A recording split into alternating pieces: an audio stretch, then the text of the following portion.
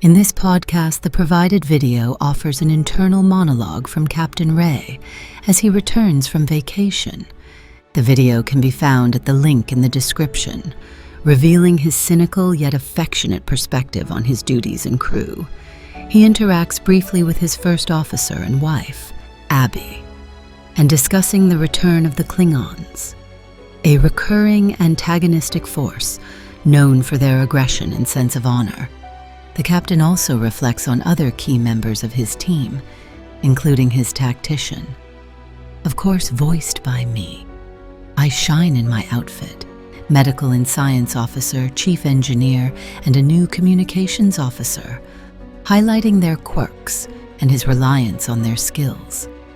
Finally, a communication from Starfleet Command requests their return to the Sol system due to escalating human aggression, prompting a darkly humorous and somewhat ominous discussion between the captain and crew about their next actions. Damn it. Klingons again. You know, that's where we find our Captain Ray. Back on the ship, back to the same old challenges. Seems like that's just how it goes for him. We asked you, the listeners, to send us some excerpts. That's right. And wow, you really delivered. This time around, we're taking a look at Captain on Deck. It's by James Ray, also known as the Phantom Texter, and it gives us a really up-close and personal view of what it's like to be a starship captain. I mean, we're talking about the moment he gets back from vacation. Exactly. It's not just about the big battles and decisions, is it? I mean, we're getting into the nitty-gritty of the captain's thoughts here. We have those personal log entries the moment his leave ends, and then bam, right into those first conversations he's having with his bridge crew. It really does feel like we're eavesdropping, doesn't it? It does, and it's fascinating because you get this raw, unfiltered look at leadership, especially in an environment where things can get pretty tense pretty quickly. Absolutely. Yeah. So to everyone listening, that's what this deep dive is all about. We're going to unpack these initial moments, see if we can really get into Captain Ray's head as he shifts back into command mode. Plus, we'll try to get a feel for the dynamics he has with his crew. They're quite a diverse bunch, you know? Oh yeah, very diverse. And of course, we can't forget about the Klingons, can we? Seems they always have a way of showing up. Like a bad penny. But there's even more to this, right? We also have this brand new mission that pops up almost immediately. It just lands in their laps. What makes this so insightful, though, is that we see both sides of the coin. You have those personal inner thoughts from the log entries, and then we see how those same thoughts actually play out in his interactions with the crew. It's a chance for us to peel back the layers of command, see how it all works in practice. Okay, so let's just jump right in. Let's start with the captain's headspace when he first returns. I gotta say, the very first lines of the log, they hit me with almost this reluctant tone. He writes, okay, well, vacation is over, back to this log crap. Stardate, who cares? I mean, it's not exactly the most enthusiastic return to duty, is it? No, not exactly gung-ho, Oh, is it? not at all. But I think it's interesting, right? Why would he start off with that? With this cynicism about the formalities of it all. Maybe it's his way of grounding himself. Like he's been on this relaxing break, and now he's snapping back to reality. A familiar grumble, if you will, before he really gets down to business. Kind of like that sigh you let out before diving into a pile of paperwork. Exactly. But then right after that, almost in the same breath, he goes on to say, it's going to be good to get back on the ship. Like my crew, we've been through a lot together. And that tells us a lot, doesn't it? It suggests that what's really pulling him back, what he truly values, are those connections, the shared experiences he has with his crew. It's the human element that matters. It is, isn't it? It's like, yeah, the paperwork, the logs, that's a drag. But the people, that's where his heart is. And then, we get this very, relatable moment. He writes, the wife gets a little testy when I'm out here unsupervised. Boom, suddenly we're back down on Earth, this grand space adventure. Suddenly it has this touch of domestic reality. It does, doesn't it? Brings it right back home. And that mention of the wife, well, that, of course, is our cue. It's our introduction to this, crucial relationship in the story. His connection with his first officer, Abby. And right away, when we first meet her, her greeting says it all, doesn't it? Hello, hun. Captain. Okay. You can just feel that intertwining of their personal lives and their professional roles. And then we get the captain's inner thought, which, he's pretty direct. He thinks, she's the best wife a captain can ask for, all built into your first officer. Yeah, some guys get all the luck.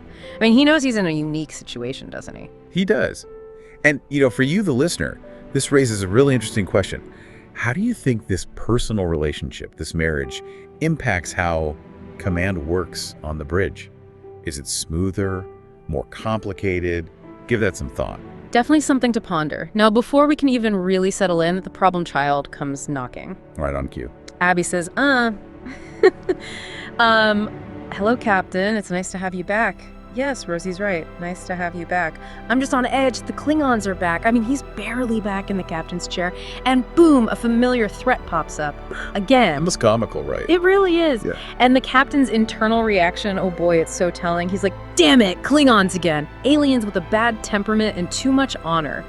It's not some new enemy. This is history repeating itself. He even goes on to say, as many times as I've come up against them, we agree more than we disagree. But they always want to go ahead and launch the torpedoes. Talk about a frustrating cycle. Totally. This isn't your black and white good versus evil situation. There's nuance here. Lots of nuance. And you can feel that weariness in his voice. Oh, absolutely. It's like a resigned familiarity. But all right, let's meet the rest of the gang, shall we? Yeah, let's bring in the rest of the bridge crew. We've got Lieutenant Commander Rosie, the tactician. She jumps right in, doesn't miss a beat. Internal, external sensors are green, sir. There's nothing out there for now. But if the Klingons show up, we're ready to put a phaser cap in that ass. Now that's a woman who knows what she's doing. Confident, competent, ready for action. No messing around with Rosie. Not at all. And even the captain, internally, he acknowledges this. He's like, best damn tactician ever. Which pretty much sums it up. Now, he does make a more personal observation about her appearance, but then he immediately circles back to her skills, right? Yeah. It's like he's saying, look, results are what matter here, not personal preferences. He's all about what you bring to the table. Exactly. And listeners, think about that for a minute. How does that reflect on Captain Ray's leadership style? Does he prioritize competence above all else? It makes you wonder, doesn't it? Okay, next up we've got Lieutenant Commander Arthur, the med science officer. His greeting, well, it's a bit more pointed. Welcome, Captain. Good to have you back. Before you start, please stop calling me Bones. You can tell right away. There's history there, a long-standing relationship with maybe a little bit of playful friction. Playful but firm. And then we get the captain's thought. He'll always be Bones to me. So we know it's an old joke, right? A sign that these two go way back. And then, of course, the captain has to give his props. He remembers all the lives Arthur saved, emphasizes his skills. It shows that deep respect and trust, the kind that only comes from years of working together. It really does feel like a family, this crew. They've definitely been through a lot together. All right, let's move on to engineering. We got Chief Billy. He is all about efficiency. Well, Captain, nice to see you back aboard. The engines are up, tuned, and ready to sing. Engineering is ready to run it up, sir. Sounds like he's got everything under control. Oh, Chief Billy, he's the steady hand, isn't he? Always make sure those vital systems are humming along. Now, the captain does have this, a brief little thought about Abby not being interested in Billy. Just a little personal touch. Adds a bit of color to his observations about his team. A little gossip never hurt anyone. And finally, we have Lieutenant Realnet in communications. Yeah. She reports in with, well, the ship comms are up, except for the constant noise from berth. All's quiet.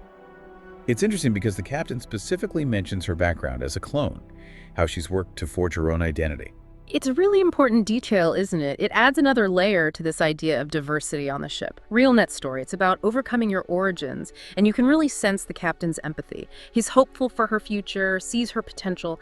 I think it touches on this bigger theme of acceptance that runs through the story, the potential for individuals to define themselves beyond where they came from. Right, it's not just about being human, it's about being, yourself. Exactly. Okay, so we've met the crew, we've established this feeling of, familiarity. And yet this whole Klingon threat, it's this backdrop that just won't go away. Abby mentions it right away, and you could practically taste the captain's weariness. This isn't just a minor annoyance, it's deeper than that. Oh yeah, it goes way deeper. I think that weariness comes from the fact that this conflict, it's a cycle. He gets them, he understands them, maybe even finds some common ground. But the fighting never really stops. It raises a question, doesn't it? A really big one. Can truly understanding your adversary actually prevent aggression? Can it break the cycle? It's a question for the ages, really. It's not a simple enemy they're facing. But then, just when you think you've got a handle on things, a curveball. Yeah. We get this message out of the blue demanding they return to, get this, the Sol system immediately. And the reason? Problems with humans. The captain doesn't mince words. His reaction is pretty blunt. It's a huge shift, that message. It changes everything. And the fact that they're being called back because of their own species, because of humans acting up. And then, to top it off, this comparison to discount Klingons, that's a loaded statement, right? It suggests a real concern, maybe even disappointment from whoever sent that message. Like they're saying, look what your people are doing. And listeners, pay attention to that term, soul system. It's just dropped in there without much explanation. We can guess it's a significant place, but the specifics, well, they're still a mystery for now. It's a mystery wrapped in an enigma. Exactly. And let's not gloss over that discount Klingons comment. It's harsh. It suggests that humans are displaying some of those, shall we say, less desirable Klingon traits, but they're missing that core sense of honor that the captain, even though he's tired of them, at least acknowledges in the Klingons. He begrudgingly respects it. He does. And then the way this new mission is presented, it's so open-ended. Carry on, Captain. Make us proud or make them flat. Captain's choice. I mean, talk about autonomy. They're basically giving Captain Ray free rein. It's a huge responsibility, though, too. A lot of trust, maybe a little desperation in there as well. Maybe a bit of both. But before things get too heavy, we get this little moment of comic relief. The famous Forrest Gump quote. Classic. It's a quick attempt at humor from the captain, and Abby just shuts it down immediately. It's such a small moment, but it tells you so much about their relationship, doesn't it? It does, like years of built-up exasperation. Yeah. And it's so relatable. Oh, absolutely. Here you have these two in these incredibly high-stakes situations, but they're still a couple. They still have these little moments. It makes them human. The captain tries to make a pop culture reference. Abby's reaction is like, not this again, but it's familiar. And he just agrees, okay, I'll be more adult. I mean, it just adds this wonderful layer to their dynamic. Exactly. They're not just figures in a space opera, they're people. Real people dealing with extraordinary circumstances. And let's not forget, these are just glimpses, snippets of their lives. Teasers, really. Okay, let's get to the captain's final thoughts in the excerpt.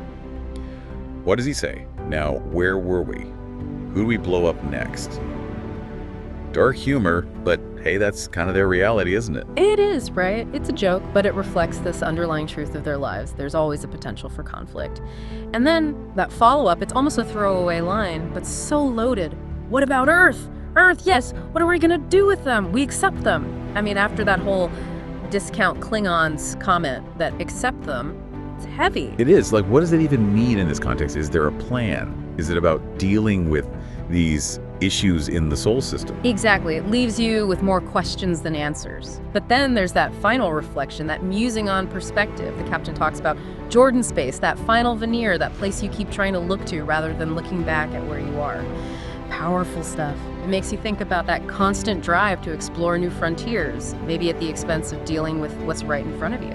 Especially when it comes to, well, humanity itself. Precisely. And for me, that's the perfect way to end these initial glimpses into Captain Ray's return.